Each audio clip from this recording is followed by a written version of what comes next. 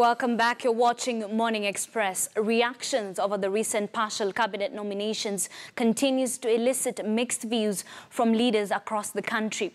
Deputy President William Ruto has told Jubilee leaders to concentrate on their responsibilities, even as Kotu Secretary General Francis Atwoli pushed for the appointment of John Munyes as Labour Cabinet Secretary.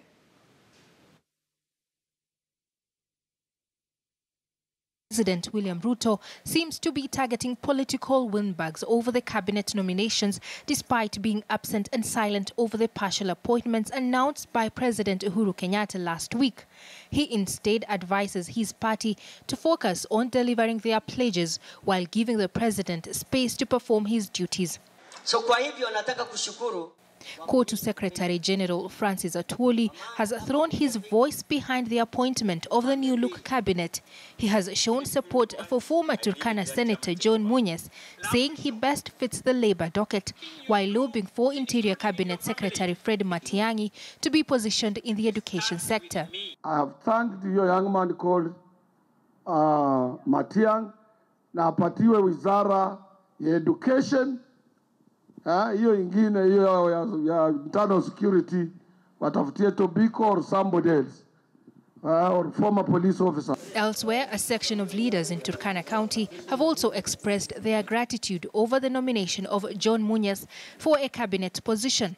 They say the county feels honored by the nomination of their own to serve in such a high position. Sisi wa Turkana si kitu ya kawaida. Lazima tunatambua. Wakati tulipewa speaker tulitambua, wakati tulipewa PS tulitambua, na hata hii hatutachelewa kutambua. Tunasema sisi tumefurahi zaidi.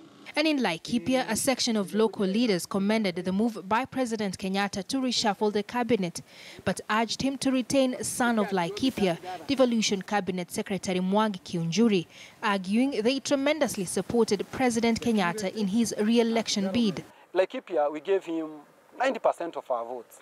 And we are looking forward for him to elect one, Mwangi Kiunjuri, because he has been in the cabinet and at least he has experience. For him, it will just continue with what he has been doing. Kikuyu Council of Elders in Nakuru County are jubilant over the nomination of former Governor Kinuthia Mbugua as State House Comptroller. They, however, criticized a section of Kenyans on social media for saying Kinuthia was a resident of Kiambu County. The elders have warned that they will not watch their enemies circulate false information about their own. Kinuthia Mbugua is from Nakuru, and we urge him, when he gets time, he can make homecoming after getting the seat of State House Controller. Yes. Narok County leaders have also thrown their weight behind the president's move. The leaders called on President Kenyatta and opposition leader Raila Odinga to hold talks for the country to move forward. Saa zingine kwa sababu ulishindwa pale ulikuwako, alafu ukishaingia unaanza sasa pressure. Mimi nataka hii, lazima nipatiwe hii. Kama sitapatiwa, hapana, that is not how it is. Tulipokuwa tukizunguka kwa county nzima kuomba wananchi watuchague, we did that on a platform, and the platform was to support development,